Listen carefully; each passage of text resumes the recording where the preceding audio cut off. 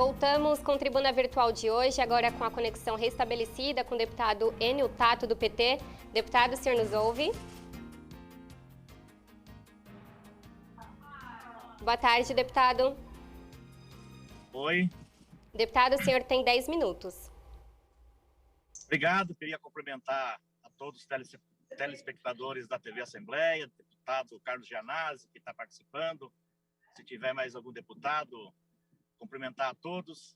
E eu queria trazer uma informação importantíssima. Há poucos dias eu fiz um pronunciamento aí na tribuna e na TV que tinha um boato do fechamento ou da transferência do Bom Prato aqui do Grajaú. Grajaú é uma região populosa da cidade de São Paulo.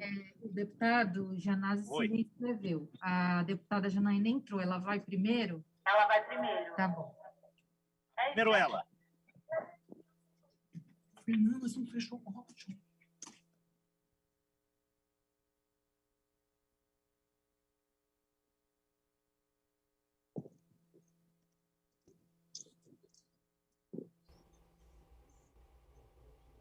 Deputado Enio Tato, o senhor nos ouve?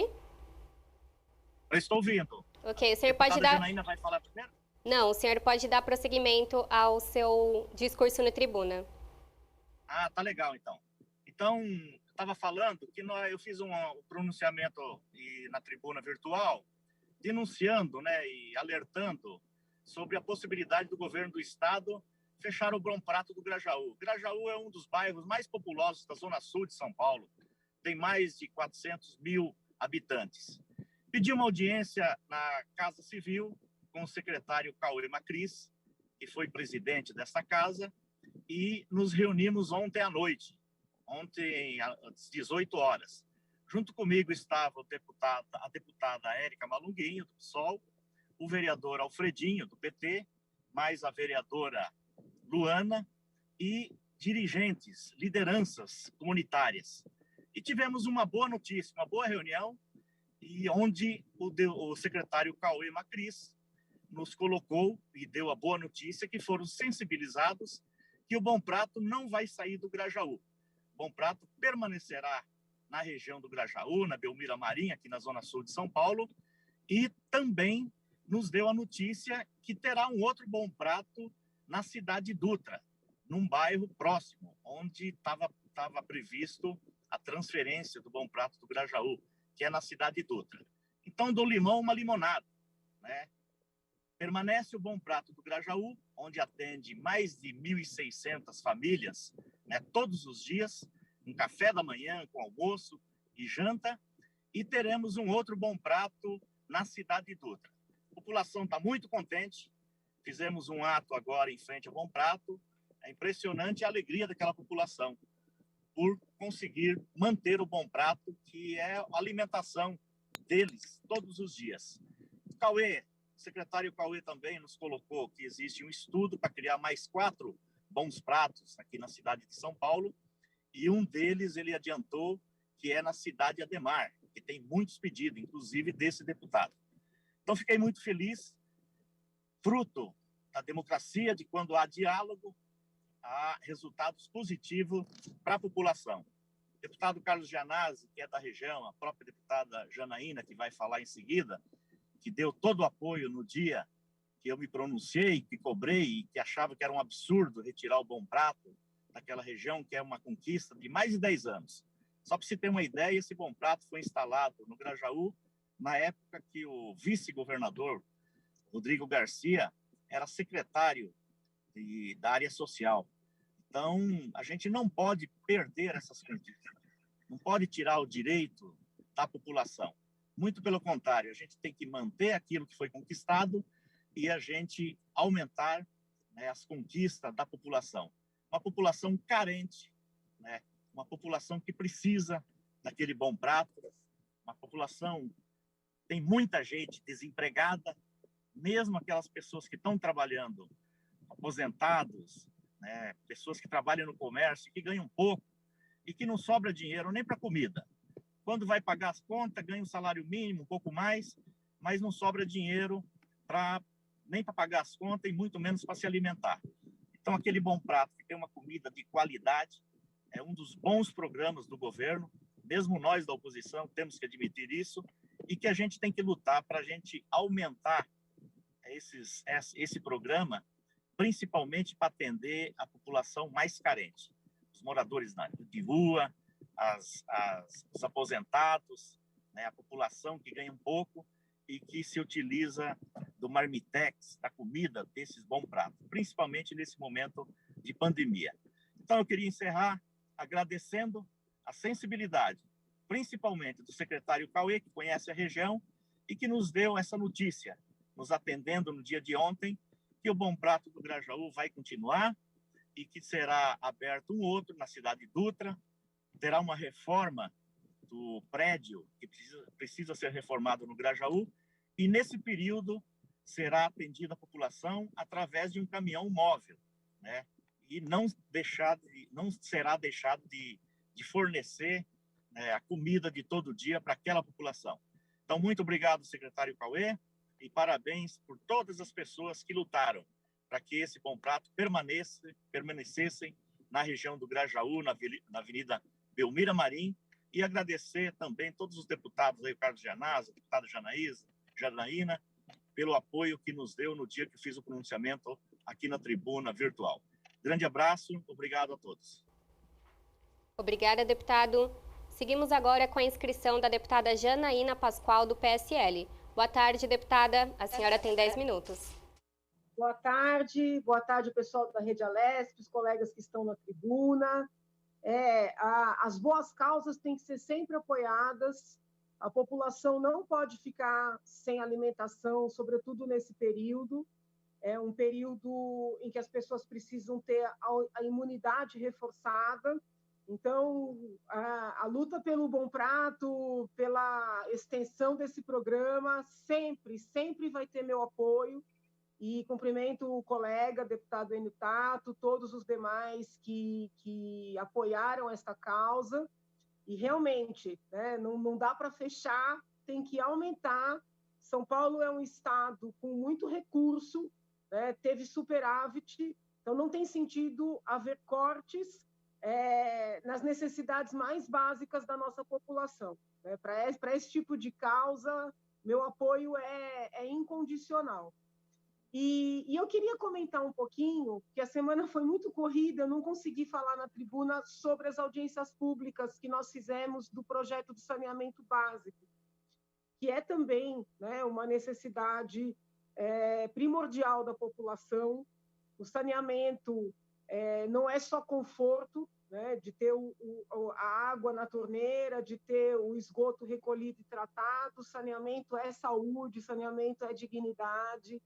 E, como eu disse, não tem sentido que no estado mais rico da federação nós ainda não tenhamos 100% das casas saneadas, né, no sentido mais amplo do termo. O governo mandou um projeto aqui para casa. Eu quero primeiro dizer que o líder do governo vem sendo assim muito atencioso em marcar essas conversas. Nós indicamos participantes, não tem tido impedimento. Eu mesma, na véspera, mandei link para algumas pessoas que queriam participar, não houve cerceamento, então faço esse reconhecimento.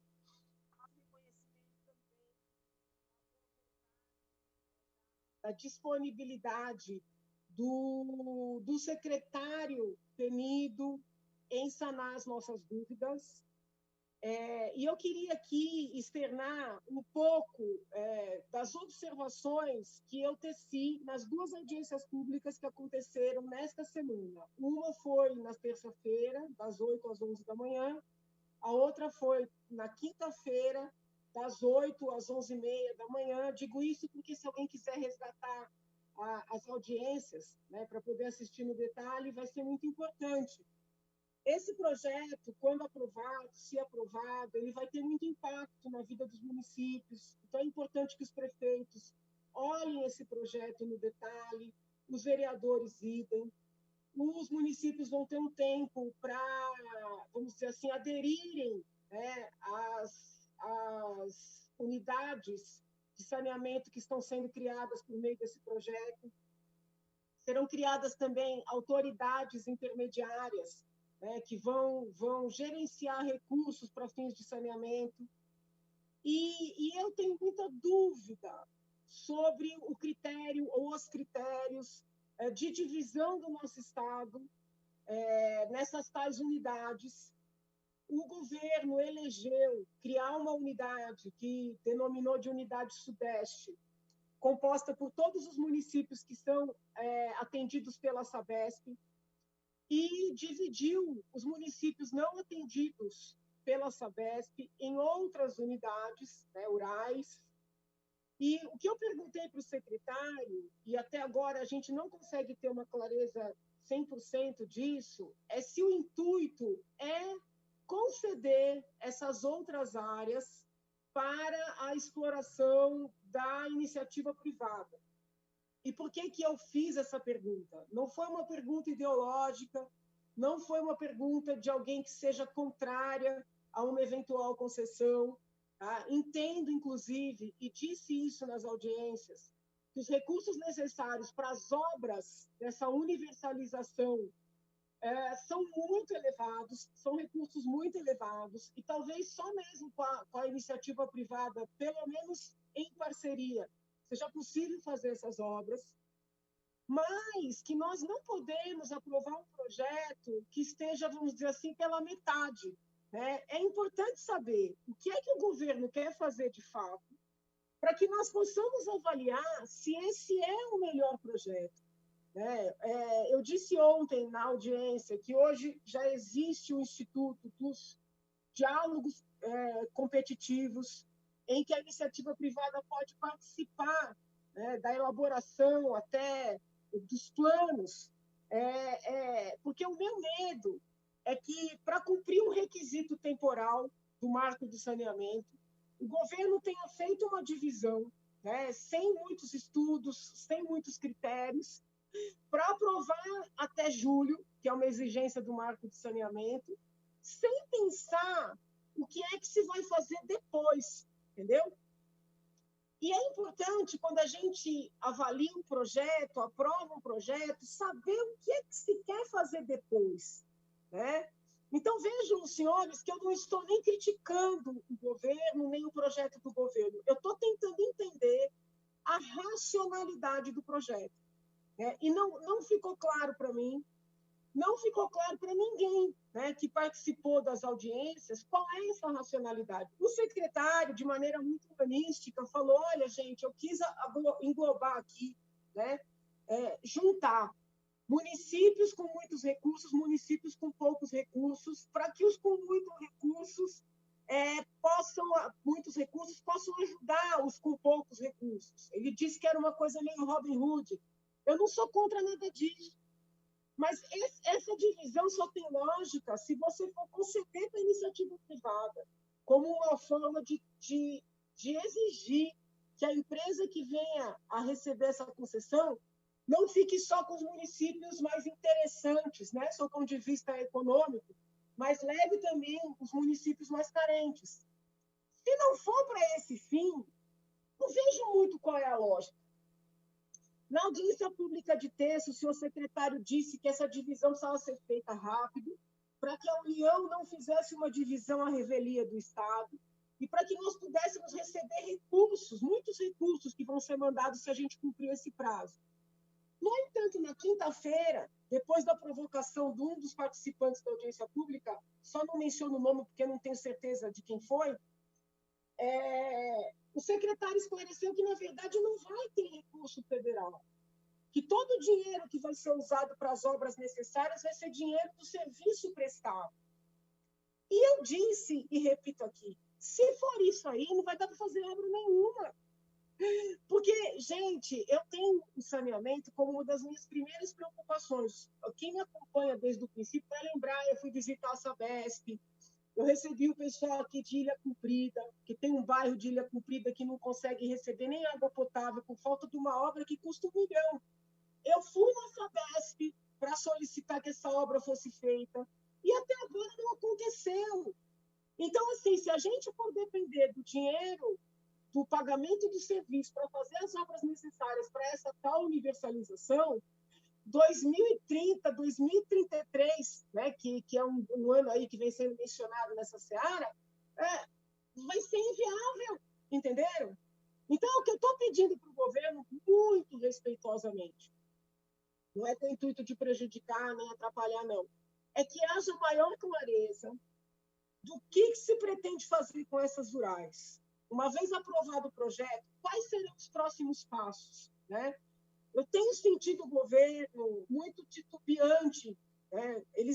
O governo manda projetos para essa casa e é muito comum que sejam projetos, né, que rendem anúncios importantes, que rendem cerimônias importantes, mas que não tem uma continuidade, né? Não tem uma segunda página, uma terceira página, não tem um dia seguinte. Como os distritos turísticos, né? O que vai mudar? O que vai, de fato, alterar? Então, é um pedido para quem quer colaborar para o bem da população, que haja maior detalhamento do dia seguinte à aprovação desses projetos que nós estamos avaliando aqui dentro da casa, né? Agradeço as audiências públicas, me coloco à disposição para seguir nesses diálogos, mas peço encarecidamente, né, um pouco mais de detalhes sobre os próximos passos, porque desde o início a casa aprova projetos, até importantes, mas que acabam não resultando em nada, né? E eu vou voltar a falar sobre isso, não hoje, mas na próxima semana. Muito obrigada, bom fim de semana para todos. Obrigada, deputada. Seguimos agora com a participação do deputado Sebastião Santos, do Republicanos. Boa tarde, deputado. Boa tarde, como vai? Tudo bem? Está me ouvindo? Estamos ouvindo bem. O senhor tem 10 minutos. Bom, quero saudar aí a nossa querida deputada Janaína Pascoal, que deu uma aula aí na questão desse projeto de lei que nós estamos debatendo aqui na casa e que realmente carece de muitas informações. Quero parabenizar ela aí pelas indagações e que realmente eu acho que essas indagações elas são de vários deputados. O projeto 251 de 2021 realmente traz várias indagações. A exemplo, quando a gente fala de regionalizar o saneamento básico, a gente fala de cidades que vão estar numa região e que estão a quilômetros e quilômetros das outras. Não estamos falando de uma região igual ao município de São Paulo, que tem lá vários municípios grandes ao seu redor, que dependem um do outro, estão interligados, a divisa de um do outro é apenas uma rua. Nós não estamos falando disso, nós estamos falando de municípios que você está numa rodovia e que sai dela, pega uma vicinal e roda aí 20, 30 quilômetros para poder chegar na outra cidade. Então, essa regionalização, ela tem que ser muito bem pensada, os critérios dela têm que ser critérios realmente que venham abranger e beneficiar. Porque hoje eu conheço inúmeros municípios que são deficitários na questão aí do saneamento básico. Nós conhecemos vários municípios que não têm o tratamento de esgoto, eles estão jogando o esgoto in natura ainda nos rios da sua região. Nós conhecemos municípios, como exemplo aqui em Barretos, que hoje tem mais de 220 quilômetros de tubo de amianto, tem uma perda de 40% de água e que nós sabemos que, tendo a perda, tem que buscar mais água e, infelizmente, sem recursos para poder investir, porque aqui, na cidade de Barretos, a autarquia que aqui toca, ela é deficitária, ela tem um prejuízo mensal de quase R$1 milhão, e se ela tem um prejuízo hoje, e vamos regionalizar, quais seriam os municípios que estariam juntos, que poderiam ajudar Barretos nessa monta que todos se aglomerarão de recursos recebidos dos municípios, quais seriam municípios que ajudariam Barretos a ter realmente a manutenção sendo feita, a troca dos equipamentos, a questão de perfuração de poços, ou o melhor projeto que existe aqui para a cidade de Barretos é buscar água lá no Rio Pardo, que é 15 quilômetros, uma água superficial, uma água que ela é fácil fazer o tratamento dela, você não precisa esfriá-la para poder chegar a 23 graus, 18 graus, para poder executar o tratamento.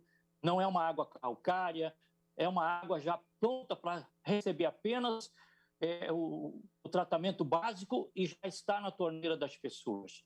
Agora, quem vai bancar esses mais de 100 milhões para buscar água no Rio Pardo? Quem vai bancar a troca de toda a tubulação? Não só daqui, mas eu tenho cidades aqui ao entorno que estão ainda com tubulação de ferro, que foram colocadas debaixo da terra há mais de 60 anos. Barretos, nós estamos falando de tubo de amianto com mais de 50 anos também. Então, quem vai pagar essa conta? Se nós não vamos ter o apoio da FUNASA lá, enviando recursos para que a gente possa estar aí viabilizando essas condições, quem vai viabilizar essas condições para a gente? Então, são indagações que realmente fica muito, muito vago. Fica muito vago. Vamos regionalizar. Temos até a próxima semana, a outra semana, para votarmos esse projeto de lei, o 251/2021, para poder cumprir aí um cronograma junto ao governo federal. Então, quando o governo federal começou a discutir por que os municípios de São Paulo não se mobilizaram, por que o governo de São Paulo não se mobilizou para estar lá discutindo as questões do estado de São Paulo. Então, são perguntas que a gente não acha respostas. Tivemos aí o secretário Penido mostrando a vontade realmente de fazer um trabalho pelo estado de São Paulo, porque a Sabesp hoje, se não fosse por ela, nós estaríamos sem tratamento de esgoto e sem tratamento de água. Não era em apenas alguns municípios, era na maioria. Na maioria. Eu estive na inauguração da captação de água de São Paulo, do município de São Paulo, quando começou a faltar água em São Paulo, que nós estivemos junto com o governador, na época, Geraldo Alckmin, lá em Rio Grande da Serra, onde foi feita uma adutora que capta água lá na cidade de Rio Grande da Serra e leva para o tratamento próximo do município de São Paulo, na Cantareira, e de lá desloca essa água para toda a região metropolitana de São Paulo e as regiões paralelas também. Então, aqui, no interior, o interior, como vai ficar? Nós sabemos da dificuldade que, infelizmente, hoje os municípios enfrentam. Hoje os municípios não conseguem aumentar a questão do valor da água, porque o Ministério Público muitas vezes questiona por não ter a água, por não ter o tratamento adequado, por não ter a troca de tubulação, a troca de bombas, realmente o necessário, o básico para que se dê realmente uma água de qualidade para a população. Então, eles não permitem o aumento. Não permitindo o aumento, nem o que precisa ser realizado do básico não consegue se realizar. Então, hoje, nós estamos aí com essa discussão para cima e para baixo. Já participamos de 3 audiências públicas, já participamos de várias outras reuniões. E aí fica a pergunta do prefeito. Minha cidade tem 4.000 habitantes. Como que eu vou fazer? Aqui na minha cidade, as pessoas estão até acostumadas a pagar o mínimo do mínimo e muitas vezes nem elas pagam, porque é um município extremamente agrícola, um município que tem necessidades e que hoje não consegue manter a manutenção básica desses locais, não consegue fazer isso ficar em pé. Então, fica aí a nossa pergunta, que nem nós estamos estudando a questão de Barretos já há quase 6 anos. há quase 6 anos. Sabemos que temos um projeto aqui que ele foi executado por uma empresa aqui da região, a Cutrale, uma empresa que trabalha com o suco de laranja, e eles fizeram uma proposta para a cidade que iriam fazer um projeto, e esse projeto custava um determinado valor na época, e que eles estariam concedendo a água para a cidade de Barretos, e com isso também iriam utilizar a água para as suas necessidades na sua empresa, né? Porque eles têm lá milhões de pés de laranja que precisam ser irrigados. Então, eles iriam utilizar dessa água, mas em contrapartida beneficiariam a cidade de Barretos. Se nós tivéssemos isso hoje dentro da cidade, seria uma maravilha. Só que esse projeto, desde 2003, ele não prosperou. E nós estamos lutando. Já conversamos com várias empresas, nós já temos feito audiência, já conversamos com as pessoas ligadas às autarquias aqui da região, tivemos uma aula da pessoa responsável pela estrutura de água e esgoto lá de São José do Rio Preto, e o senhor Nicanor, que nos deu aí uma aula sobre a questão do Rio Preto. Rio Preto que está indo buscar água lá no Rio Grande. Tem todo um projeto já federal, tem um projeto caminhando para quê? Para que São José do Rio Preto, uma cidade de mais de 500 mil habitantes, e que vai ter lá sua regionalização, e que vai atender muitos municípios, né, como Badibacite, como Guapiaçu, Ipiguá, municípios ao redor dele. Municípios a 15 quilômetros, a 6 quilômetros, 9 quilômetros. E aí sim é muito fácil. É muito fácil. Mas é difícil justamente a gente falar aqui, bom, vamos colocar Colina junto, vamos colocar Jaborandi.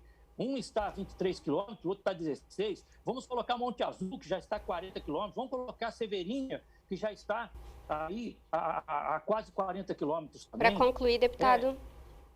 Então, fica aí a indagação nossa e o pedido para que o governo possa realmente nos trazer a solução dessas dúvidas que nós estamos tendo, e isso por parte da maioria dos deputados na Assembleia Legislativa do Estado de São Paulo, e dizer, olha, nós precisamos inovar, nós precisamos realmente ter uma água de qualidade, nós precisamos ter tratamento de esgoto, nós precisamos ter realmente a população tendo saúde na sua casa.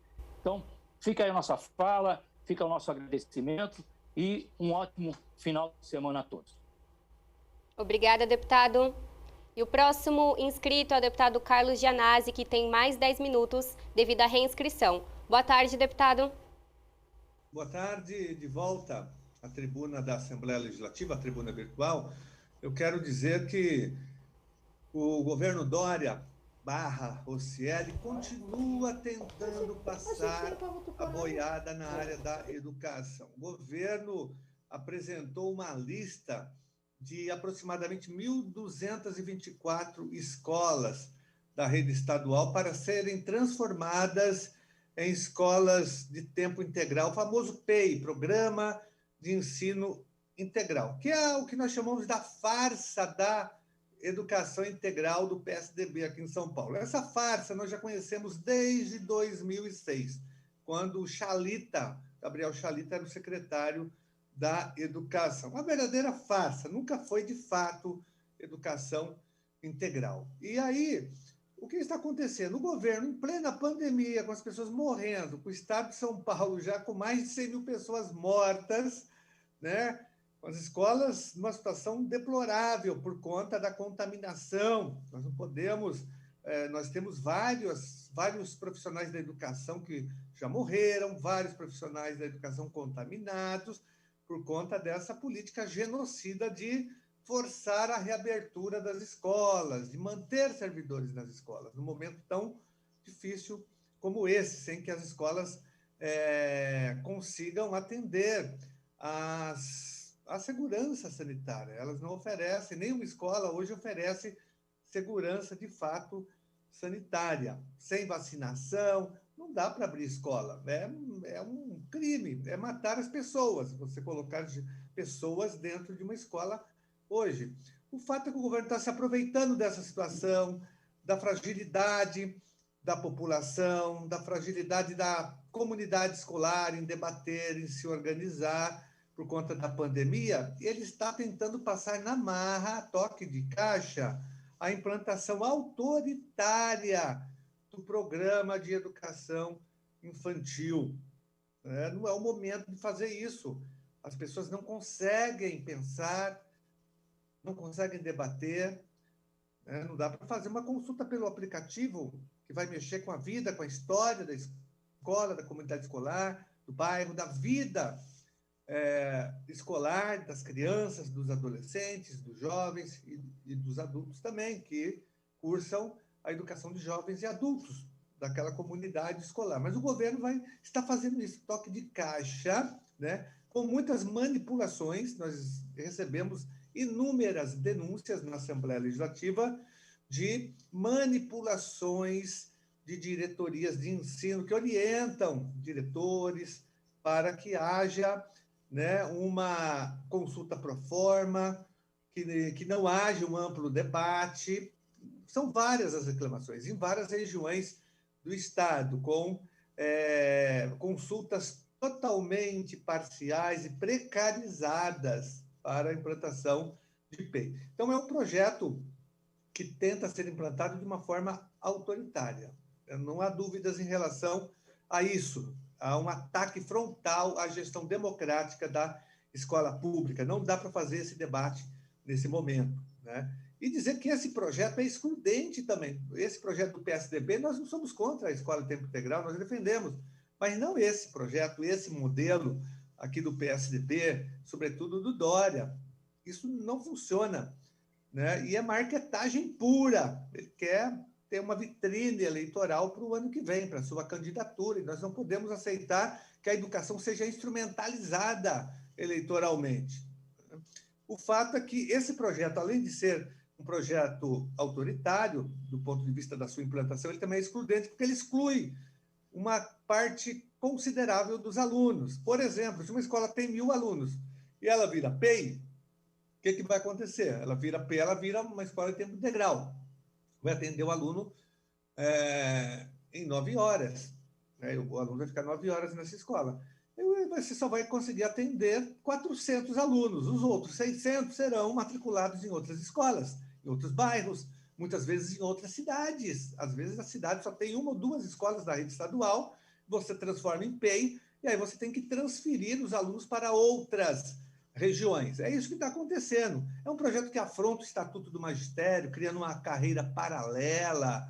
É um projeto que estimula, na prática, o assédio moral, a perseguição política, a perseguição ideológica. Então, é um projeto que ele ataca, sobretudo, o direito fundamental garantido pela Constituição ao ensino, à educação básica, que é um direito público subjetivo, né, individual, de cada criança, de cada jovem, de cada adulto. Está lá, está na Constituição Federal. Então, esse é um projeto que não pode ser aprovado, gente. É um absurdo. Eu já acionei o Ministério Público contra esse projeto. Ele tem que ser... Essa consulta agora, nesse momento, tem que ser detida. Isso é um absurdo, é uma covardia o que o governo está fazendo. Ele vai prejudicar toda a educação estadual. Inclusive, saiu um estudo técnico muito importante da REPU, que é a Rede de Universidades Públicas e Escolas Públicas, dando conta de que, se o projeto for implantado do jeito que o PSDB está querendo, o Rocieli está determinando em todas essas escolas, nós vamos ter uma exclusão escolar de quase 700 mil alunos que serão prejudicados, estarão saindo das suas respectivas escolas. Olha só, é um absurdo. Então, espero que o Ministério Público acate a minha representação, abra o inquérito e tome as providências contra a implantação desse projeto. Quero ainda aproveitar para fazer um chamado. Amanhã, sábado, dia 29, nós estaremos marchando nas ruas, fazendo uma grande movimentação, uma grande passeata, logicamente com máscara, com álcool gel, com distanciamento, com muita responsabilidade, com muito cuidado, em várias regiões do país. Aqui em São Paulo vai ser no MASP, às 16 horas. É uma manifestação contra a PEC 32, da farsa da reforma administrativa, que vai acabar com os serviços públicos no Brasil. e com os servidores também, acaba com a estabilidade, acaba com o concurso público, né? Vai favorecer o apadrinhamento nos serviços públicos, vai ser um retrocesso jamais visto. É também uma manifestação defendendo vacina para todos, é uma manifestação que defende renda emergencial e é uma manifestação também, sobretudo, pelo fora Bolsonaro, porque não dá mais, minha gente. Todo mundo já acha que não tem mais como as pessoas não perceberem a gravidade da situação. E ontem, por exemplo, na CPI do genocídio, na CPI do extermínio do povo brasileiro, que funciona no Senado Federal, o diretor do Instituto Butantan, Dimas Covas, fez revelações assustadoras sobre a não compra das vacinas pelo governo Bolsonaro. Disse ele que em julho do ano passado ele ofereceu 60 milhões de doses da Coronavac para o Bolsonaro vacinar o povo brasileiro. O governo Bolsonaro recusou, minha gente. Fora o que ele recusou da Pfizer e de outras empresas, sabotou a vacina. Então, se você tem aí um parente que morreu ou que está passando mal agora no hospital por conta do coronavírus, se você tem um amigo, um conhecido, um vizinho, um colega de trabalho que morreu ou que ficou com sequelas, ou se você ficou com sequelas, saiba que o culpado é o Bolsonaro, porque ele sabotou a vacina que você teria direito, ele sabotou o isolamento social, sabotou as máscaras, é um genocida, assassino, que tem que ser detido, e ele continua fazendo isso. A pandemia funcionando, ele continua sabotando o isolamento, né? Continua a sabotagem, minha gente. Então, nós temos que tirar esse genocida da presidência da República, por isso que nós temos que ir às ruas para defender o impeachment e cadeia de 1000 anos para o Bolsonaro. Cadeia de 1000 anos, não é só impeachment, é pouco, né? Para quem implanta uma política de extermínio do povo brasileiro, como aconteceu. Então, as provas estão todas aí, elas já existiam, porque as declarações feitas, mas agora, né, as revelações da CPI, elas não deixam nenhuma dúvida em relação a isso. Já tem mais de 110 pedidos protocolados de impeachment na Câmara dos Deputados. Olha só, já são mais de 20 crimes de responsabilidade. Todas as condições estão dadas para a saída imediata e a prisão do despresidente da República, Jair Bolsonaro. Então, é muito importante que as pessoas participem da manifestação do dia 29, apoiando a manifestação, para que o Brasil volte aos trilhos, porque nós estamos vivendo a não política, nós estamos vivendo um degrau abaixo do inferno com esse governo Bolsonaro, né, que destrói o Brasil em todas as áreas. É o governo da destruição nacional e da vida do Brasil, da vida das pessoas. Então, amanhã, dia 29, às 16 horas, nós estaremos no MASP participando desse grande movimento histórico em defesa da vida. Um abraço, obrigado. Obrigada, deputado. E o Tribuna Virtual vai para um rápido intervalo, não saia daí.